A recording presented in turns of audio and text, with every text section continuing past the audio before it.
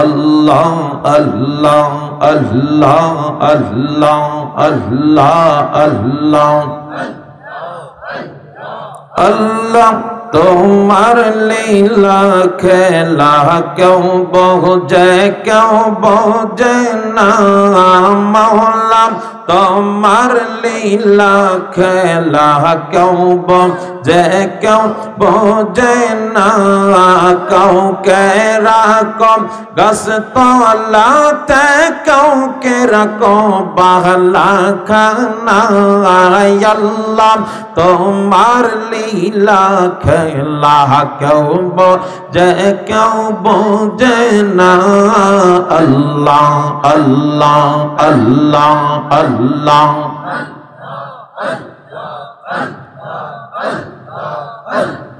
মুসা নবী প্রেম করিল তোর পাহাড়ে মিলন হল মুসা নবী প্রেম করিল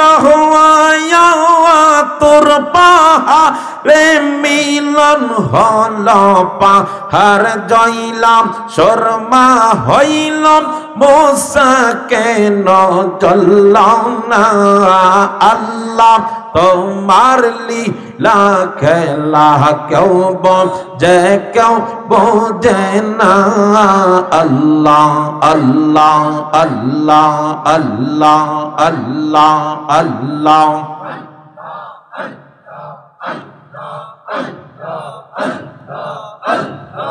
ইব্রাহিম তোমার নবী ছিল নমরুদের আগুনে পুড়ল ইব্রাহিম তোমার নবী ছিল নমরুদের আগুনে ফেলল আগুন হইল ফুল বাগিচা পশম কেন চলল না আল্লাহ তোমার লীলা খেলা কেউ বোঝে না আল্লাহ আল্লাহ আল্লাহ আল্লাহ আল্লাহ আল্লাহ কোন শাহদৌন পাইব তোমার এই গো নবীজি আমি কোন শাহদৌন পাইব তোমার আল্লাহ আল্লাহ জোরে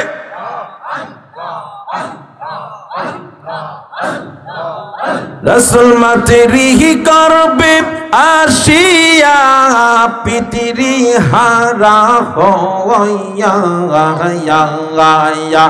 আর এতিম রূপে আসিলেন দরাম এই গো নবীজি আমি কোন সাদৌনা পাইব তোমায় আল্লাহ আল্লাহ আল্লাহ আল্লাহ আল্লাহ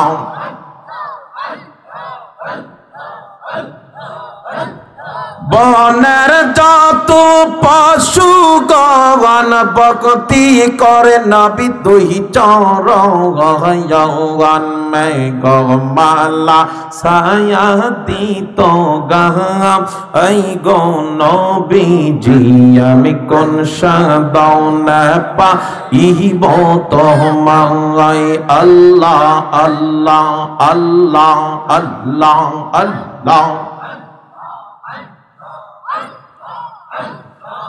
লা ইলাহা ইল্লাল্লাহ মুহাম্মাদুর রাসূলুল্লাহ সাল্লাল্লাহু আলাইহি ওয়াসাল্লাম। সকলে বলি আলহামদুলিল্লাহ।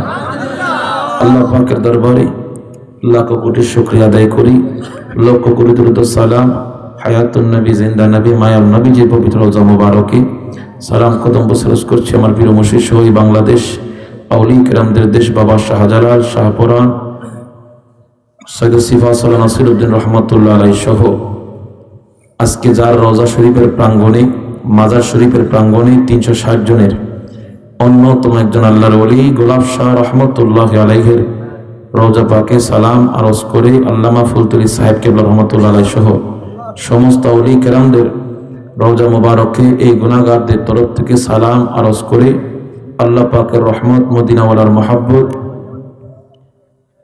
মা বাবা এবং পুরো মুর্শিদ দোয়া নিয়ে আমি ওদম গুনাহগার সংক্ষিপ্ত পরিসরে গভীর রজনী হয়ে গেছে, বেশি সময় নিব না। অল্প সময়ের ভিতরে আল্লাহ পাক রব্বুল আলামিন যেন আমাদেরকে আলোচনা শোনার, বোঝার, আমল করার তৌফিক দান করেন। সকলে বলি আমিন। আজকের মাহফিল আসতে পেরে খুশি না বেজার? সৈয়দ গোলাম শুকরিয়া আদায় করলাম কার? আরো জবান খুলে বলেন। আল্লাহর শুকরিয়া আদায় করলে, আল্লাহর নিয়ামতের শুকরিয়া আদায় করলে নিয়ামত বাড়ায় দেন কে? আল্লাহ ফরমান লা ইন শাকারতুম লা আযীদান্নাকুম। যে ব্যক্তি আমি আল্লাহর নিয়ামতের শুকরিয়া আদায় করে আমি আল্লাহ তার উপরে অগণিত পরিমাণ, অসংখ্য পরিমাণ নিয়ামত বর্ষিত করি, তাহলে সবকিছুতে আমরা শুকরিয়া আদায় করব কার? আরো জবান খুলে বলেন কার? কারণ যেই মালিকের শুকরিয়া আপনি আদায় করবেন, সেই মালিক আপনাকে আমাকে বলে, বান্দা তুমি যদি আমি মনিবকে একবার আল্লাহ বলে ডাক দাও, আমি আল্লাহ তোমার ডাকে 70 বার জবাব দেই। কতবার? তিনি হচ্ছেন আপনার আমার মালিক, তিনি হচ্ছেন আপনার আমার রব। সুবহানাল্লাহ। পৃথিবীর বুকে একটা মানুষকে একবার দুইবার ডাক দিলে মানুষ ত্যক্ত হয়ে যায়, বিরক্ত হয়ে যায়। আর উনি হচ্ছেন এমন এক মালিক, যেই মালিককে আপনি 24 ঘন্টা যে কোনো মুহূর্তে, যে কোনো সময়ে বান্দা যদি স্মরণ করে, স্মরণ করতে দেরি, মালিক বান্দার ডাকে সাড়া দিতে দেরি করেন না। বিসমিল্লাহির রহমানির রহিম। আরো জোরে। ফাযকুরুনি আযকুরুকুম ওয়াশকুরু লি ওয়ালা তাকফুরুন।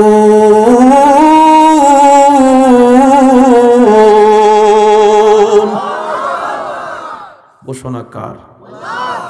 আল্লাহর কোরআনের আওয়াজ শুনলে ভালো লাগে না খারাপ লাগে? আমাদের দেশে মমতাজে যদি গান গায়, এই গান একবার দুইবার তিনবার শুনলে চতুর্থবার বিরক্ত লেগে যায়, ঠিক কিনা কোন? আর আমার মসজিদের ইমাম সাহেবরা, আমার মসজিদের মুসল্লিরা প্রত্যেক 5 ওয়াক্ত সকলের শুরুতে যে সূরাতুল ফাতিহা তেলাওয়াত করে, আলহামদুলিল্লাহি রাব্বিল আলামিন, এইভাবে 1450 বছর ধরে নামাজ যখন থেকে ফরজ হচ্ছিল, ওই সময় থেকে শুরু করে এখন পর্যন্ত আমরা পড়তেছি, কিয়ামত পর্যন্ত পড়ব। আজ পর্যন্ত কোনো ব্যক্তি বলে নাই হুজুর সূরাতুল ফাতিহা বাদ দিয়ে নামাজটা পড়ান। কথা কোন না? যে যেভাবে পড়ে তার জবান দিয়ে আমার আল্লাহর এই কোরআনের আওয়াজ ততই মজা লাগে।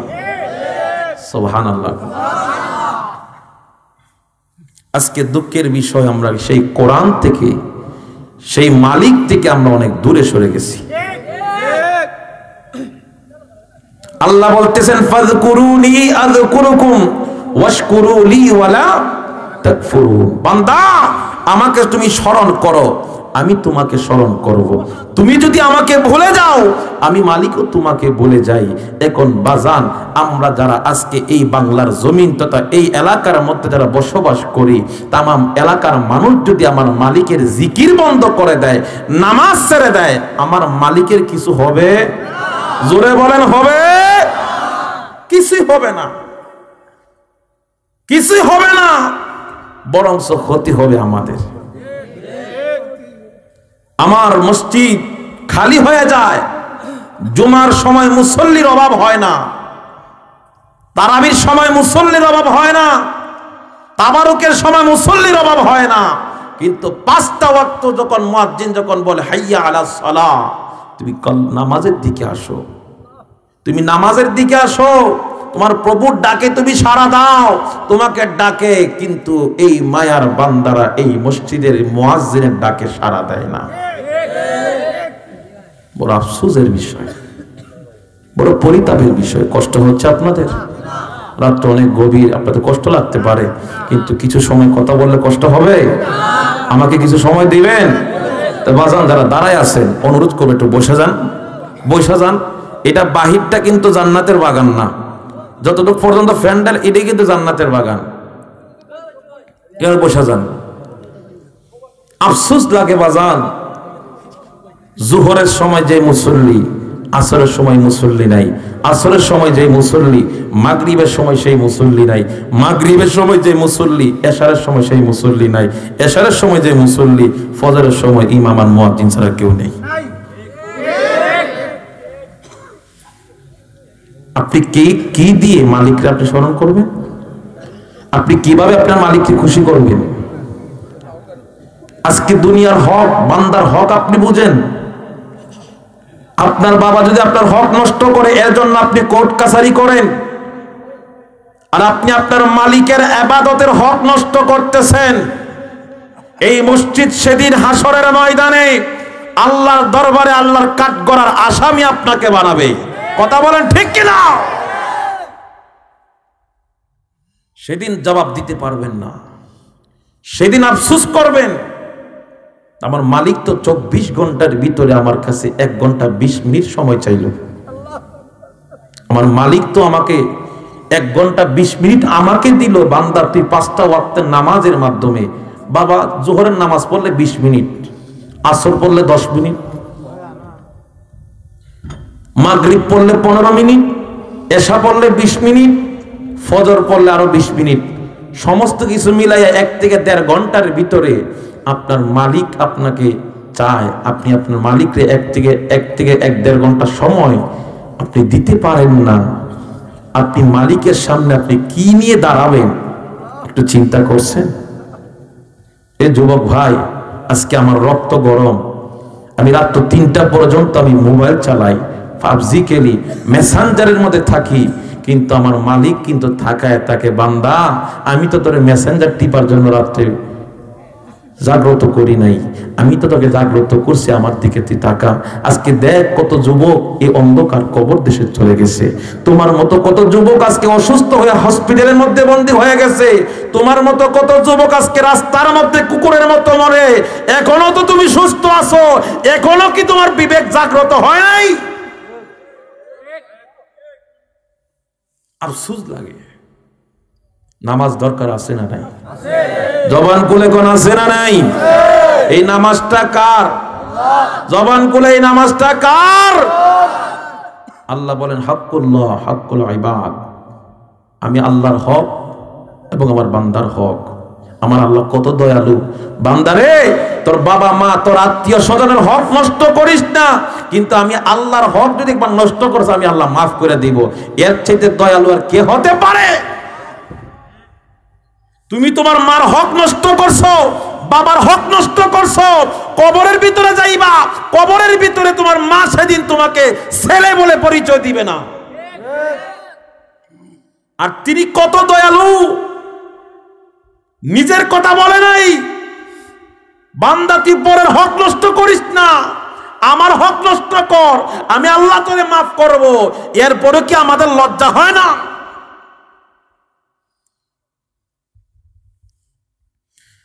আল্লাহ কোরআনুল কারীমের মধ্যে সূরাতুল বাকারার আমার আল্লাহ 2 নম্বর আয়াতের মধ্যে ফরমান যালিকাল কিতাবু লা রাইবা ফীহি হুদাল লিল মুত্তাকিন।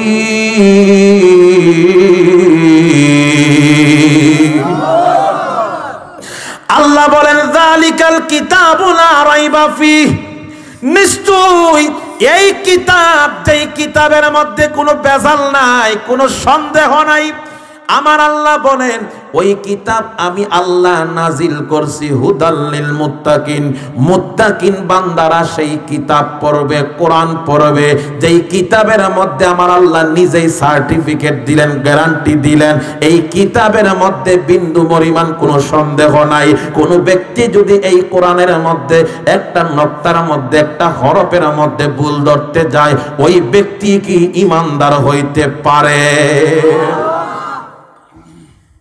আল্লাহ বলেন হুদাল্লিল মুত্তাকিন, নিশ্চয়ই এই কিতাব যারা পাঠ করবে তারা হবে মুত্তাকি, তারা হবে ঈমানদার। সুবহানাল্লাহ, আরো জোরে বলি সুবহানাল্লাহ। পরের অংশের মধ্যে আমার আল্লাহ বলতেছেন আল্লাযীনা ইউমিনুনা বিল গায়বি ওয়া ইউকিমুনাস সালাতা ওয়া মিম্মা রাযাকনাহুম ইউনফিকুন।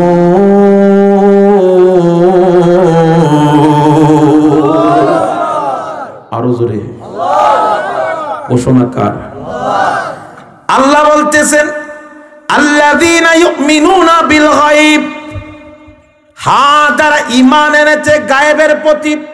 কার প্রতি?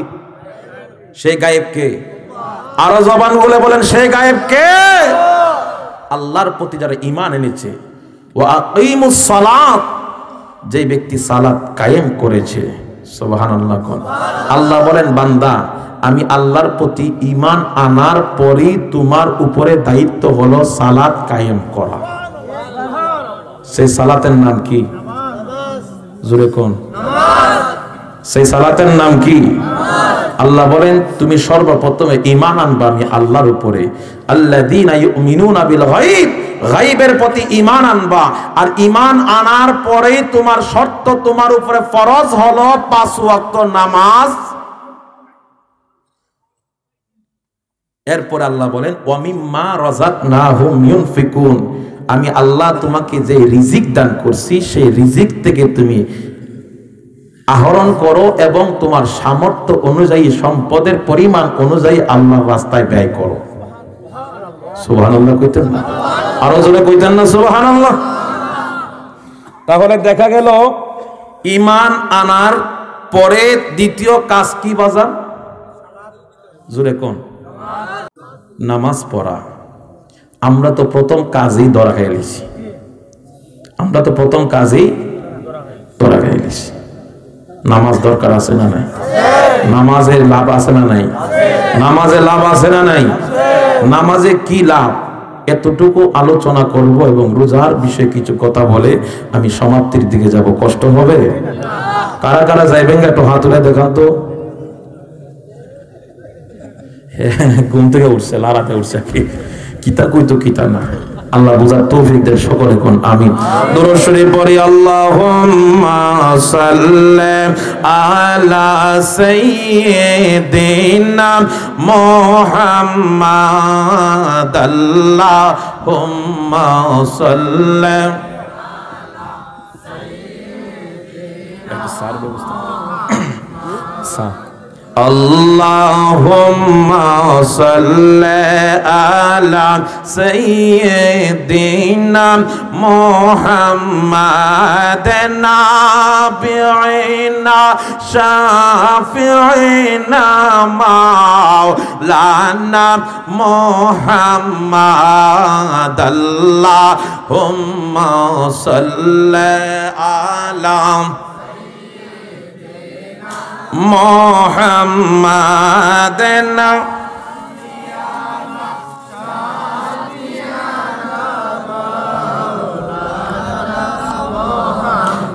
জগত শেখে কাবার জন্য কাবা আশেক মাবুদের আমার মাহবুদা শেখ নবীর জন্য নবী আশেক উম্মতের আল্লাহুম্মা সাল্লি আলা মাদেনা বিনাম মাওলানা সকলে জবান খুলে বলি না আল্লাহু আকবার। তাহলে বাজান নামাজ দরকার আছে না নাই? নামাজ পড়তে চাই কি চাই না? আমার বাবা, আল্লাহ রাব্বুল আলামিন আপনাকে আমাকে পৃথিবীর বুকে আল্লাহ পাকের ইবাদতের জন্য সৃষ্টি করেছেন। অন্য কোন কাজের জন্য আল্লাহ পাক আপনাকে আমাকে পাঠান নাই। আল্লাহ বলতেছে, বান্দা বান্দারে, অবশ্যই অবশ্যই আমি আল্লাহ রাব্বুল আলামিন তোমাদেরকে যে কোন একটা না একটা উদ্দেশ্যে আমি তৈয়ার করেছি। আমার আল্লাহ কুরআনুল কারীমের মধ্যে ফরমান, ওয়া মা খালাকাতুল জিন্না ওয়াল ইনসা ইল্লা লিয়াবুদুন।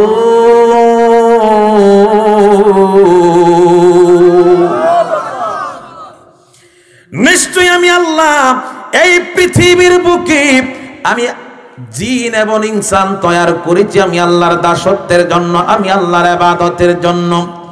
আল্লাহর ইবাদত কিরে বাজান? সুদ খাওয়া, জোরে কই তুইব, সুদ খাওয়া, ঘুষ খাওয়া, বাটপারি করা, সিটারি করা না, না, এই সমস্ত কিছুর জন্য আল্লাহ পাক আপনাকে আমাকে সৃষ্টি করেন নাই।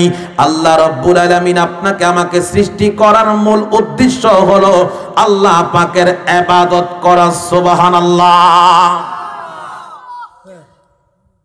কোন সমস্যা?